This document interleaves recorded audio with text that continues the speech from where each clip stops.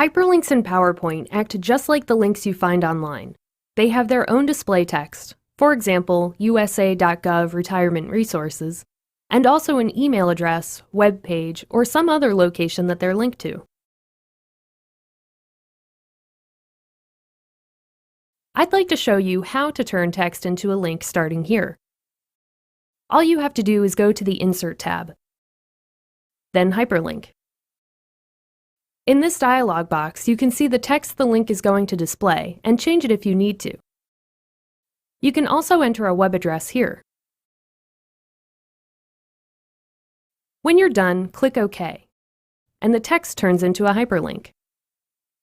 Why don't we try linking to something else, maybe an email address? I think it would be nice if new employees could click this person's name to contact human resources. This time, I'm going to right-click the text and choose Hyperlink here instead of going to the Insert tab. Now click Email Address, and just enter the recipient's email address here.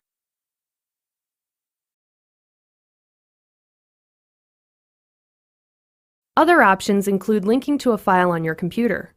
For example, I'd like to be able to pull up the Employee Benefits Guide, which happens to be a Word document. Again, just right-click, go to Hyperlink, and choose Existing File or Web Page. Here, you can navigate to any file on your computer, and double-click the one you want to create a link.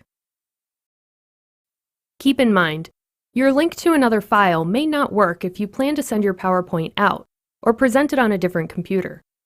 Make sure you have a copy of the linked file on the computer you're using to present, and always test your hyperlinks before giving a presentation. To test, just right-click and go to Open Hyperlink. Looks like this one's working just fine. Other things you can access by right-clicking any of your links includes the ability to edit the hyperlink or remove it. There's one more type of link I'd like to try, at the beginning of my presentation where I have sort of a table of contents. I'd like the viewer to be able to click on an item to go to that place in the presentation. And instead of making the text the hyperlink, we can use the whole shape itself. This way the viewer can click anywhere on the shape to jump to that slide. Let's start with About AdWorks. Just select the shape, right-click, and select Hyperlink.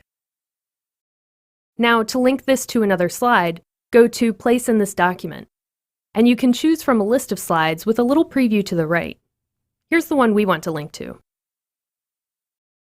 Keep going until your table of contents is complete. And don't be afraid to get creative. There are lots of things you can do with the ability to link to other slides. Let's try one of these out in the slideshow view. See that? I was just on slide 2, and now I'm on slide 11. These hyperlinks are going to be a big help to me, and also to anyone who views the presentation on their own.